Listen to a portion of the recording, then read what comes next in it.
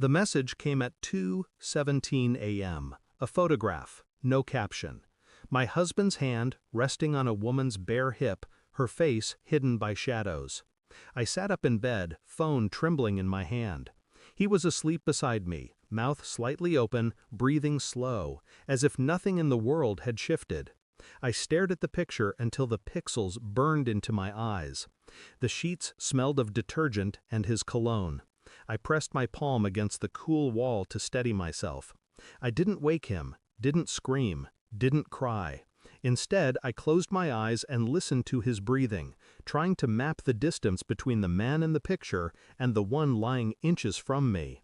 Something cracked in me that night, not loud, but final.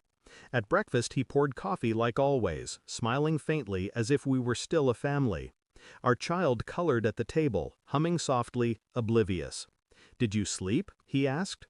"Yes," I lied. I watched his hands, his phone, the faint perfume on his cuff. Little betrayals stacked like bricks. I remembered the wedding vows he'd spoken years ago, his eyes steady, his fingers tight around mine. I'd built my life around those words, and now this. Not just the picture, the way he shifted when my name flashed on his screen, the sudden late nights, the new shirts he bought but never wore at home. I stopped hearing his voice, stopped tasting the coffee. Inside, a map was forming, a route from suspicion to certainty. I didn't want a scene, I wanted truth, clean and unarguable. I began collecting pieces quietly, phone bills, receipts, deleted messages resurrected from the cloud. I learned to copy his keys in silence, to track his movements without breathing harder. Every night, after our child fell asleep, I sat at the kitchen table under a single bulb, cataloging evidence like a detective in my own life. I ordered a DNA kit, not for me, for our child. The thought came like a whisper, terrifying in its clarity. If he was capable of one betrayal, why not another? The saliva swab felt like a crime. Our child laughed at the game I made up, unaware of the weight behind it. I mailed it, then waited. Every moment with him became theater, his hand on my shoulder, his casual texts, his forced affection. I mirrored it all with a smile, the way a spy wears a mask. Inside, the storm built. Not wild, precise. The envelope arrived on a Wednesday afternoon. Thin, white, ordinary. I opened it in the bathroom with the fan running. The paper trembled only once in my hands. The results were clear. Our child was mine, but not his. For a moment I couldn't breathe. Not because I was surprised, because confirmation is heavier than suspicion. It makes the betrayal solid. That night I laid the paper on the table while he ate. He looked down, frowning. "What's this?" "You tell me," I said. My voice was calm.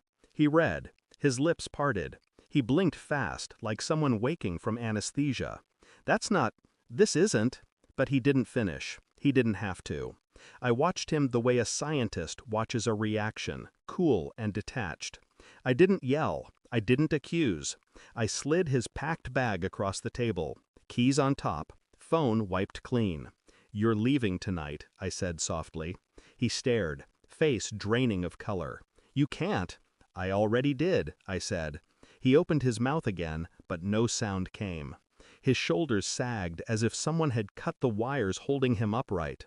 I lifted our child, still sleepy from an early nap, and stood between them. "You're nothing to me now," I whispered. "Take your lies with you." The silence after that was enormous, a kind of vacuum. He picked up the bag, eyes glassy, and walked out into the night without another word. The house felt bigger once he was gone, the air clearer. Our child slept in the next room, breathing softly, innocent still. I sat on the edge of the bed and stared at the empty space where he used to sleep. The pillow was cold already. I thought about all the nights I'd believed his stories, all the times I'd let myself be fooled by routine, by familiarity. It was almost funny, the precision of his deception. Almost. But I wasn't broken. I was awake. I deleted his number, blocked his email, closed the photo app, and left the message thread untouched, a relic of the moment the illusion cracked. Outside, the streetlight flickered once, then steadied. I lay back and exhaled. He would tell himself he'd been blindsided, that I was ruthless, that I'd ruined him. But I knew the truth. He'd been living on borrowed time in my life, and I'd simply called in the debt. I closed my eyes. No pity, no tears, only clarity. And for the first time in years, the silence felt like mine. I didn't lose him, I released him. And in the quiet that followed, I found myself again. Thanks for watching. Don't forget to like, share, and comment. Subscribe now to Cheating Stories Insight World for more amazing stories.